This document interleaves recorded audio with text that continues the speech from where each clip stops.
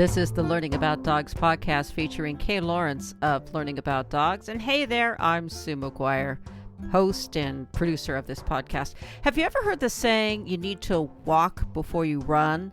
Yeah, goes with dogs too.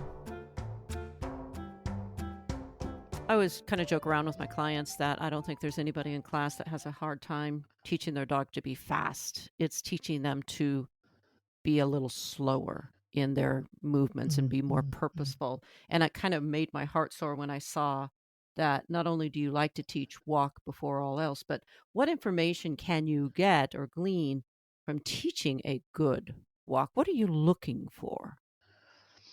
It's a bit like, when we're young, you do everything fast.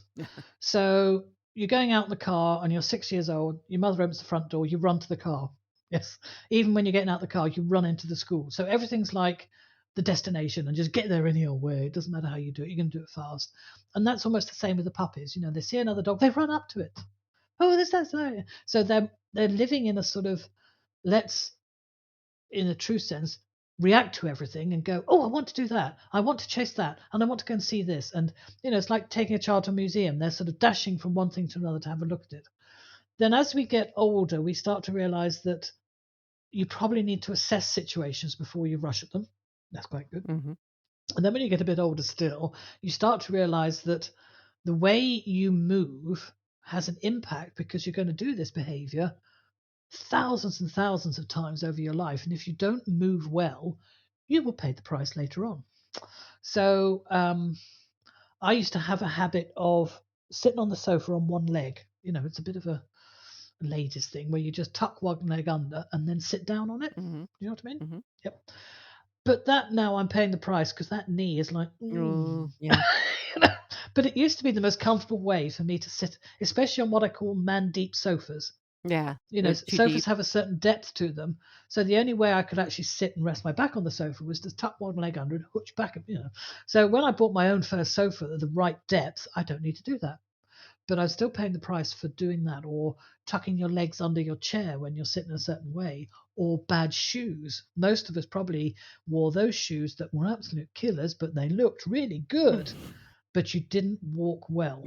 Yes, and you will pay the price. Your body will pay the price for it. But then there's also the aspect of the way you walk has an immediate effect on the person you're walking towards. Yeah, the way you walk. So the style of your walk would convey your emotional state at that time. Uh-huh. Are Yeah. you browsing or are you walking with purpose? And we do a little test. I used to do this in my classes where you have to learn to walk with purpose, not fast, not speedy, but with intent. So when you go to the supermarket and you turn around that aisle at the top and you've got your trolley, I want you to try and go from one end of that aisle to the other, walking slowly, but with very strong intent that you will not deviate from your path. You're not going to deliberately crash into everybody.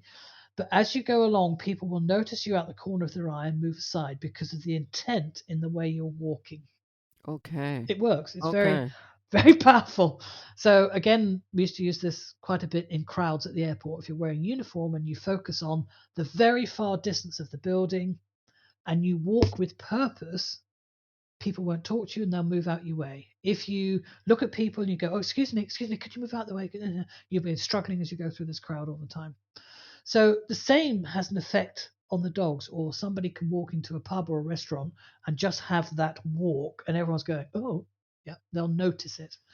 So the dogs can have the same effect. They can walk in a way that says, I'm really comfortable and I'm just browsing and I have no interest in you whatsoever, even though you're giving me the fish eye. Or I'm with my person and my person's fine and we're together. There's so much expression in the way the dog holds their body when they walk, that walk becomes a very important expression and a need for the dog to be able to do it well. Yes, to be able to walk in a relaxed fashion, to be able to walk with intent, to be able to speed up and slow down, alter their balance as they're walking, walk to a stop that's controlled as opposed to bang and just, not be in balance when they stop. And all of that gives information out to another dog.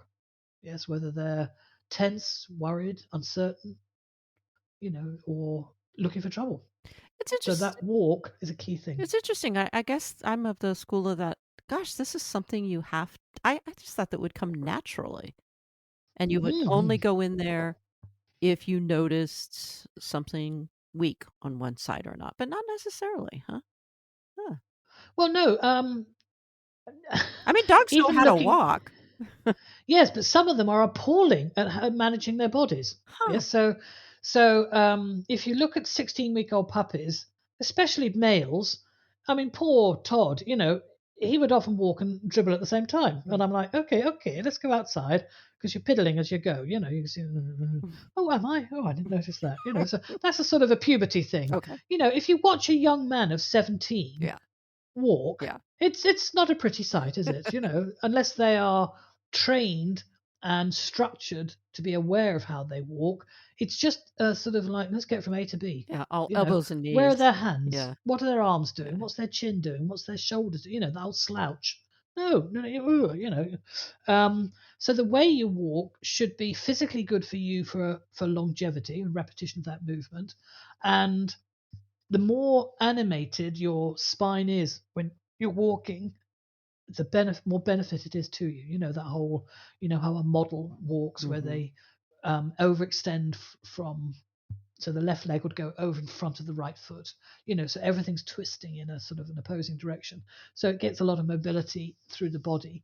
That's that strut. Yes, that's that. Oh, look at this. Hmm. But that's a physically powerful walk, and you're engaging all your muscles as you walk. So then the puppy wants to carry something, or the young male dog wants to carry something, or the young man wants to walk alongside a woman, and he finds he can't alter his stride because he's always walked with blokes and he's always taken big steps and he doesn't bend his foot at all. He just happens to land with his foot dead on the ground. Now he's walking alongside a bird and he takes 3 steps and stops because she's taking smaller steps in her high heel shoes. He hasn't learned to alter his walk, he hasn't learned to Uh-huh. change his stride. And therefore, his love life is never going to happen. So, okay, we diverted. I've been out with one of them. He would just walk and stop, walk and stop, walk and stop. And I said, "Can't you walk shorter steps?" Yeah, I mean, because Oh, I'm extending as much as I can here, buddy. exactly. Yes. There's a foot difference between the two of us. Yeah. It's a bit of incompatibility going on here. Yes. My walk is not your Oh, speed. absolutely not. It's like the person, adult walking a 6-year-old child. Yeah. Yeah. What speed do we go along at? Does the child kind of hurry, hurry, hurry, hurry, Yeah, or I've can the seen adult that. slow Yeah. down? Yeah. Yeah, so that walk has a good walk is full of skill, physical adaptation, awareness, mobility, strength, and yes, a dog can get from A to B on the mechanism of walking, but that doesn't mean they walk well. And sometimes I find myself slopping along, particularly in slippers or Crocs, and I go, walk straight. I'm only picking the post up, coming back from the post box, but I can walk well. And then when you walk well, you engage all your muscles. So the walk becomes like an exercise. And I want the dogs to be able to have that same thing as well. So if I'm walking them on the cup on a stick, what I'm looking for is that full engagement of their spine and awareness of how they're placing each foot as they're going along. Here's one, here's another, and that rhythm that they'll develop. And that's what they're getting the reinforcement for. So it's a little bit exaggerated because they're following the cup on the stick. They're being lured by the food that they're going to get, but they're building their strength in the way they move. Mhm. And this is to really encourage people to take the cup on a stick, because I think that it's Helen, or maybe you have it in the Build to Learn course where you have actually video of Helen Randall, one of our dear friends, Mm, with the mm. difference you see in her dog learning how to To walk engage properly, well walk. Yes, is yes, really yes. significant. Yeah. Yeah. Okay. And even when you're walking, just walking the dog on a curve, if the dog's, most of us don't have identical hips. So, dogs rarely have that equal hip balance on both sides. So the curve you're walking the dog on, the legs on the outside of the curve will be taking a slightly longer stride than the ones on the inside. The muscles down the side of their ribs will be extending that bit more on that Mm-hmm. curve. Mm-hmm. So by walking the dogs on different patterns, we exercise and build muscles that may be less developed on one side or the other due to the dog's skeletal structure. So you can actually build up quite a lot of therapeutic exercise in just walking. Yes, not in trotting, in just Mm-hmm. walking, just be able to get the Yeah. dog to extend their body correctly as they move. And yes, you will see physical shape change in the dog as they do it, but you see the same in people. Yeah. Mm-hmm. You see the same in people. Yeah. Good shoes. Yeah. And if you're interested in some very cool learning opportunities, be sure to check out the episode notes for links to courses. Thanks for listening.